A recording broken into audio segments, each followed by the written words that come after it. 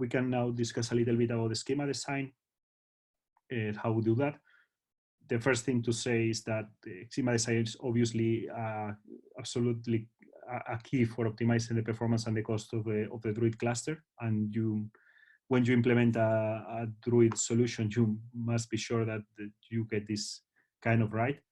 And at the beginning for us, what we did was to, of course, run different ingestion tests with our raw data using EMR, Hadoop, to try to understand how to design the schema and achieve the best rollup possible that can actually fulfill the requirements for our queries.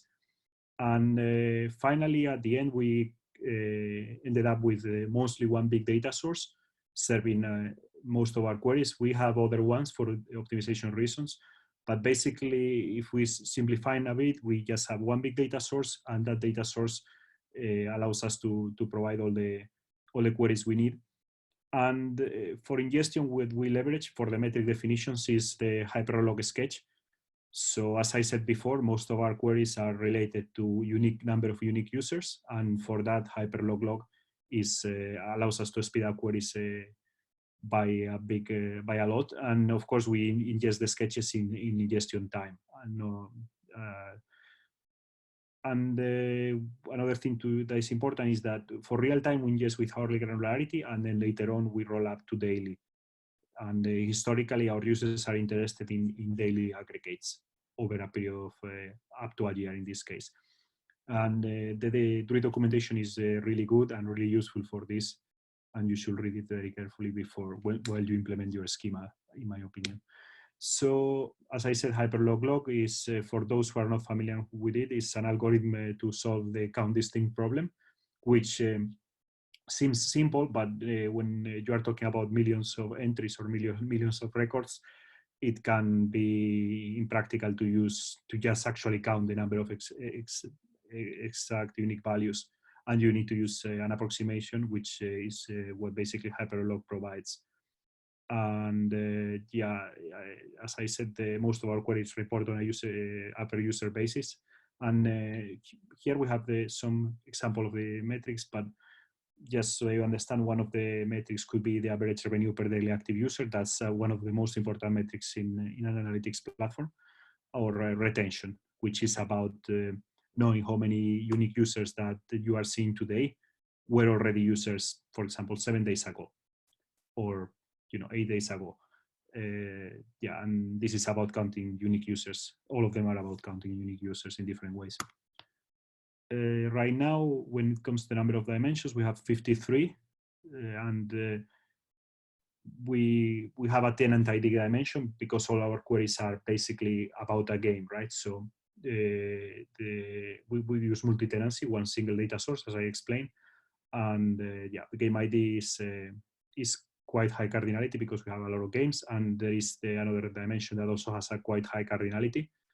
And then when it comes to the metrics, we have 10, and yeah, hyperlog is the main thing. We have histograms as well for other small things, and the rollup that we achieve with this big data source is about 10 times less than if we were ingesting without rollup, with the raw data on a daily basis. Then the logic thing to do, obviously, with a system like the one that I'm describing, will be to use partitioning and partition on our game ID, which is our tenant ID dimension, because all our queries are done by filtering first on a game ID. But the situation is that when we tried to do this, we ended up with a lot of segments of various different sizes, because we have a very skew. We have very big games, we have very, very small games, and this is very unpredictable. We can have a game that is small today and in 2 days becomes very big, then becomes like a smaller game in 1 week time, and we cannot predict this. So what happens is that if we use partitioning, we generate a lot of segments of completely different sizes, and that kills the performance. So after some investigation, we decided that we cannot take advantage of partitioning, and we don't do that.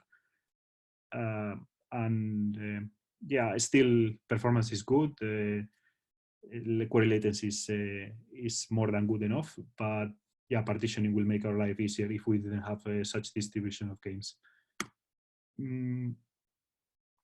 just one of the mistakes that we made as when we were implementing was that the first implementation of Druid at GameAnalytics was intended to have a different data source per game, which clearly very quickly became obvious that was not feasible and not our idea, because for every single data source you cannot avoid having a specific Kinesis or Kafka ingestion supervisor, and also you will need to have one different EMR cluster and Hadoop ingestion job. So you cannot have that for thousands of games. It's not feasible. So if in this case, obviously multi-tenancy and using a tenant ID dimension is the way to go.